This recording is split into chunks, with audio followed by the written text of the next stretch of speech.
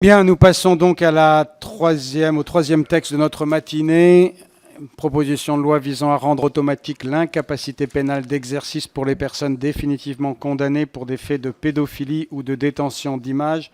pédopornographiques, déposée notamment par notre rapporteur ainsi que par Guy Geoffroy. La parole est au rapporteur. Bien, merci Monsieur le Président. Mes chers collègues, tout d'abord, je vous remercie de m'accueillir dans cette commission éminente des lois pour examiner en première lecture la proposition de loi que j'ai déposée le 14 octobre 2015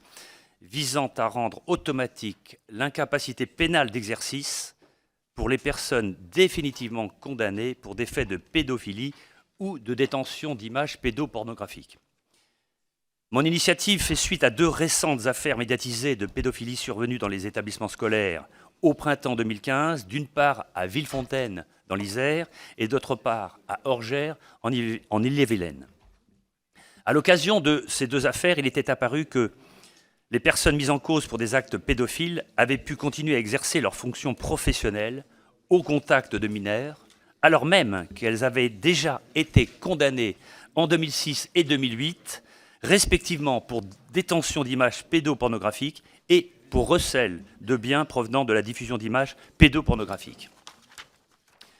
Ces affaires avaient conduit les ministres de la Justice et de l'Éducation nationale à diligenter une enquête administrative confiée conjointement à l'Inspection générale de l'administration de l'Éducation nationale et de la recherche et à l'Inspection générale des services judiciaires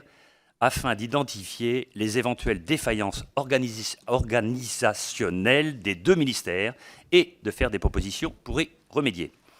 À la suite de la remise le 4 mai 2015 d'un rapport d'étape sur les faits de Villefontaine et d'Orgères, réalisé par les services d'inspection,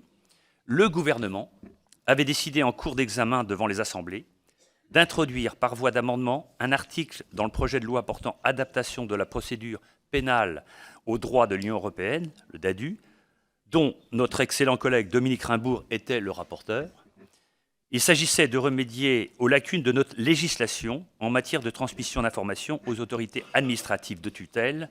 en cas de condamnation ou de procédure judiciaire en cours pour des infractions sexuelles contre mineurs concernant un agent public. Sur mon initiative et avec la bienveillance de notre collègue Dominique Raimbourg, que je tiens ici à remercier de nouveau, l'Assemblée nationale avait complété ce dispositif en votant un amendement interdisant à toute personne condamnée définitivement pour un certain nombre de délits,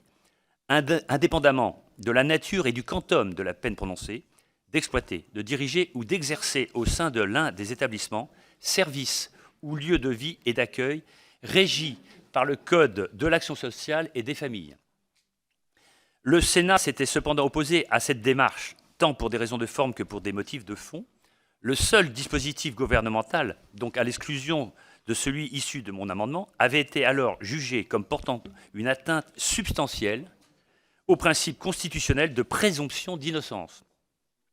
Dans sa décision du 13 août 2015 sur la loi définitivement adoptée par l'Assemblée nationale, le Conseil constitutionnel, saisi d'un recours présenté par plus de 60 sénateurs, avait déclaré ces dispositions, à l'instar des 26 autres articles additionnels, contraires à la Constitution, considérant qu'elles ne présentaient pas de lien, même indirect, avec l'objet du projet de loi. Il n'en reste pas moins que la législation pénale relative aux infractions sexuelles commises contre les mineurs doit aujourd'hui faire l'objet d'améliorations dans les meilleurs délais. Je soutiens ce point de vue de longue date puisque j'avais déposé dès le 8 avril 2015 une première proposition de loi visant à rendre automatique l'incapacité pénale d'exercice pour les personnes condamnées pour des faits de pédophilie ou de détention d'images pédopornographiques et que j'avais défendu lors de l'examen en première lecture en mai 2015 de la proposition de loi relative à la protection de l'enfance, un amendement poursuivant le même objectif que la proposition de loi que nous examinons aujourd'hui. C'est à la lumière de ces débats et des articles adoptés en lecture définitive au mois de juillet par notre commission et l'Assemblée nationale que j'ai souhaité déposer la présente proposition de loi afin de créer un dispositif simple permettant d'améliorer efficacement la protection des mineurs contre les actes de pédophilie dans le respect de nos principes constitutionnels.